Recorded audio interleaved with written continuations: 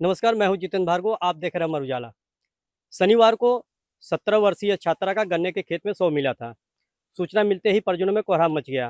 पूरा मामला जलालपुर के मालीपुर थाना क्षेत्र बिसवा चितौना ग्राम सभा का है। बताया जाता है कि छात्रा प्रतिदिन की तरह शनिवार को सुबह घर से निकली, लेकिन स्कूल नहीं पहुंची। उसके बाद परिजनों ने आशंका जताते हुए थाने पर शिकायत दर्ज कराई और उसके बाद खोजबीन शुरू किया गया।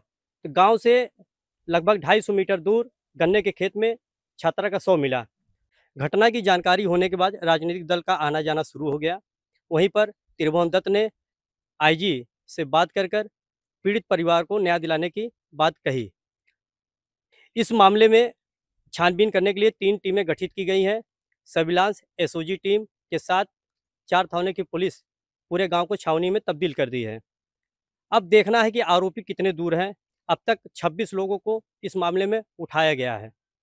मेरे द्वारा घटनास्थल के निरीक्षण किया गया। कल भी मैं लगातार संवाद में था और हम लोगों ने कुछ जितने एविडेंस अब तक थे कलेक्ट किए हैं।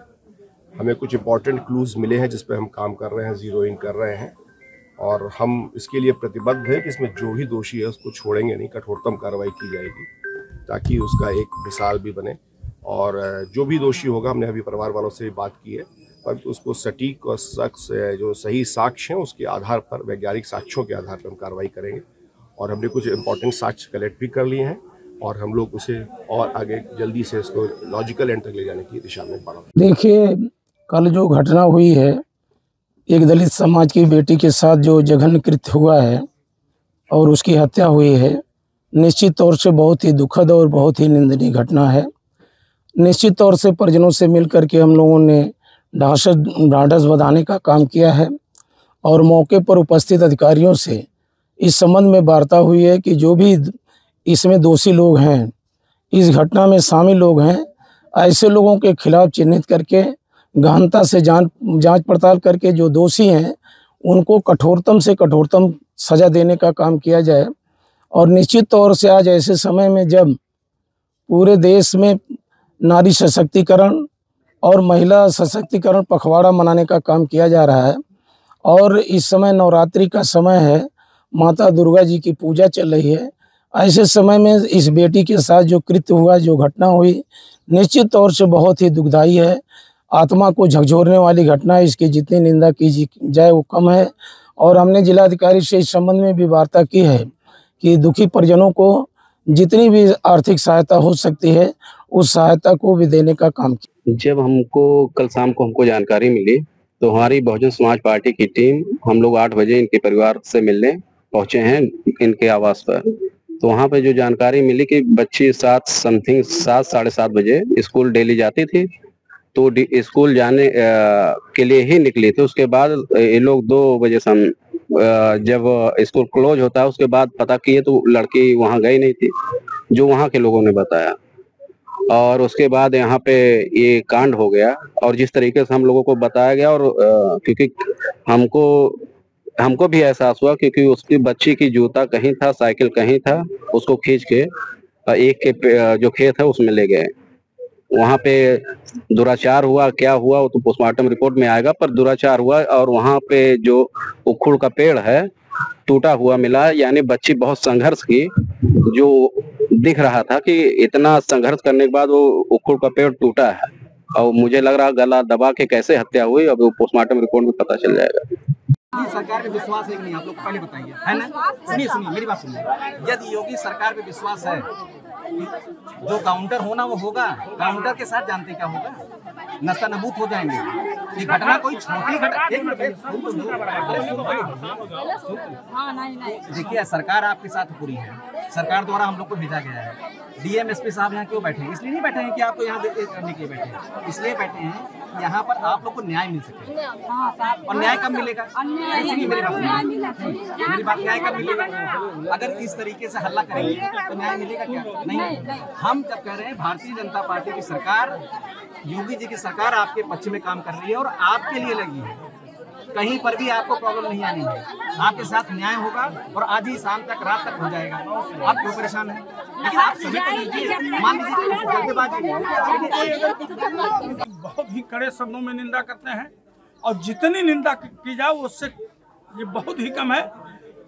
ये घटना पूरे क्षेत्र के लोगों को दहला दी है। आज आलम यह है कि यहाँ के लोग अपने बच्चियों को पढ़ने के लिए भेजने को तैयार नहीं है, अपने बच्चों को पढ़ने के लिए भेजने के तैयार नहीं है। और ये घटना दिन दहाड़े हुई है। ये बहुत कुछ मुंह से नहीं निकल रहा, लेकिन इतना जरूर कहना चाह रहा हूँ कि जो बेटी बचाओ बेटी पढ़ाओ का नारा है ये पूरी तरह से खोखला है। और जो योगी सरकार की माननीय मुख्यमंत्री योगी जी कहते हैं कि अगर बच्चियों के साथ कुछ होगा तो अगले चौराहे पर जमराज खड़ा मिलेगा। आज माननीय मुख्यमंत्री जी से पूछना चाहता हूं कि उनका जमराज कहाँ है, वो ठोको नीति उनकी कहाँ है। जब दलित की हत्या होती है, दलित बच्ची के साथ रेप होता है और दलित बच्ची की हत्या होती है, तो इनकी ठोको नीति कहाँ है, इनके अगले चौराहे पे जो जमराज खड़े हैं वो कहाँ है। मैं न्याय चाहता हूँ, इस पूरे परिवार को न्याय चाहता हूँ। इस क्षेत्र के लोगों में काफी दहशत है और दहशत इस कदर है कि ये मैंने काफी लोगों से मेरी बात हुई, आप यहाँ के लोग कह रहे हैं कि हम अपनी बच्चियों को पढ़ने नहीं भेजेंगे। मिशन शक्ति चल रहा है, इस दौरान ये घटना हुई है, इस पे क्या कहेंगे आप? नहीं, कोई शक्ति नहीं है, गरीबों को न्याय नहीं मिल रहा है।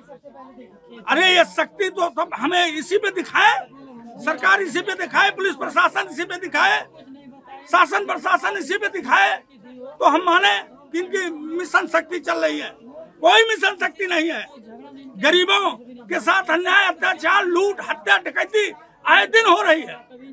अभी आपने देखा कुछ दिन पहले जयपुर में दलित की हत्या हुई और उसके लड़के लापता हुआ, न हत्यारों का पता चला न लड़के का पता चला।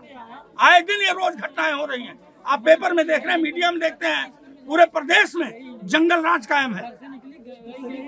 और इस घटना की हम बहुत ही कड़े शब्दों, बहुजन समाज पार्टी बड़े ही कड़े शब्दों में निंदा करती है। आज हमारे साथ बहुजन समाज पार्टी के मंडल कोऑर्डिनेटर डॉक्टर दयाराम राजभर जी मौजूद है, जिला अध्यक्ष माननीय सुनील सामंत जी मौजूद हैं।